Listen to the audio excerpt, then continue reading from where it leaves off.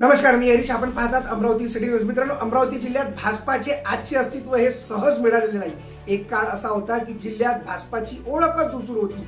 त्या काळात अमरावतीत भाजप आमदार निवडून आणण्याचे श्रेय जर कुणाला जात असेल तर ते निर्विवादपणे आमदार रवी राणा आणि नवनीत राणा यांना जाते. हे शहरातील नागरिक आता खुलेआम सांगत आहेत.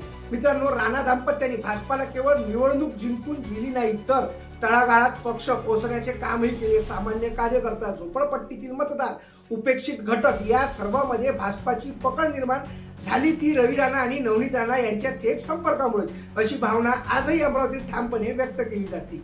मात्र मित्रांनो, येत्या महानगरपालिका निवडणुकीच्या पार्श्वभूमीवर चित्र अमरावती शहरात बदलताना दिसत आहे. काही स्थानिक भाजप नेते जे आजपर्यंत निवडणुकीत स्वतःची ताकद सिद्ध करू शकले नाहीत, तेच नेते राणा दाम्पत्यांना डावलून स्वतःचे स्वतंत्र अस्तित्व दाखवण्याचा प्रयत्न करत असल्याची अमरावती शहरात चर्चा रंगली आहे.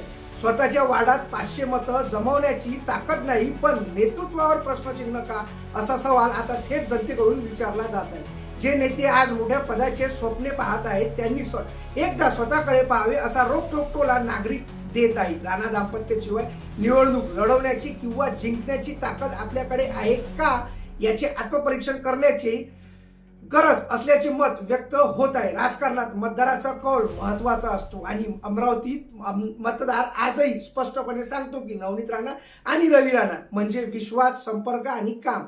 जर अंतर्गत अहंकार, गडबाजी आणि व्यक्तिगत महत्वाकांक्षा यामुळे या नेतृत्वाला बाजूला सारण्याचा प्रयत्न झाला तर त्याचा फटका थेट भाजपाच्या संघटनात्मक ताकदीला बसेल, अशी भीती ही नागरिक व्यक्त करत आहे. मित्रांनो, महानगरपालिका निवडणूक ही फक्त उमेदवाराची नव्हे तर विश्वासाची लढाई असते आणि अमरावतीत हा विश्वास आजही राणा दाम्पत्याकडे आहे हे वास्तव नाकारता येत नाही.